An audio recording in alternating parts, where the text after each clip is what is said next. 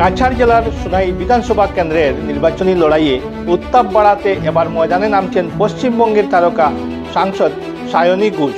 BJP থেকে কেউ আসবে না বলতে বিজেপিকে ভোট দাও, ফাঁক করে হাতে ধরবি, হাতে ধরে বলবি টাকা না দিলে বন্ধু কথা কইও না। তৃণমূল প্রার্থী শাহজাহান আহমেদ লস্করের পালে হাওয়া তুলতে কুমোর বেঁধে নামছে তৃণমূল কংগ্রেস। আর সেই লক্ষ্যেই বৃহস্পতিবার বিকেল 5টায় সোনাই বাজারের মইনুল হক চৌধুরী মুক্ত মঞ্চে আয়োজিত হবে এক বিশাল জনসভা। এই জনসভার প্রধান আকর্ষণ হিসেবে উপস্থিত থাকবেন পশ্চিমবঙ্গের জনপ্রিয় অভিনেত্রী তথা সাংসদ সায়নী ঘোষ। শুধু সায়নী ঘোষই নন, তৃণমূলের এই শক্তি প্রদর্শনে পাশে থাকছেন রাজ্যসভার সাংসদ সুস্মিতা দেব সহ দলের একাধিক শীর্ষ নেতৃত্ব। বুধবার সোনাই ক্লাবে আয়োজিত এক সাংবাদিক সম্মেলনে এই কর্মসূচির কথা নিশ্চিত করেছেন স্বয়ং প্রার্থী শাহজাহান আহমেদ লস্কর।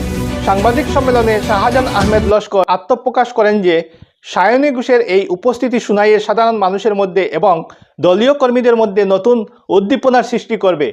মূলত প্রচারের শেষ লগ্নে ভোটারদের মন জয় করতেই তৃণমূলের এই মেগা ইভেন্ট।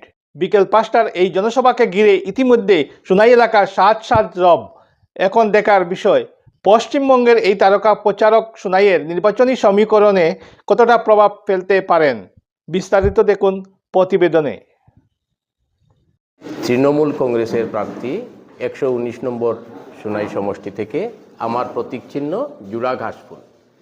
আগামীকালকে আমাদের নির্বাচনী জনসভা অনুষ্ঠিত হবে সোনাই মইনুল হক চৌধুরী মেমোরিয়াল মইনুল হক চৌধুরী স্মৃতিমঞ্চে। সেই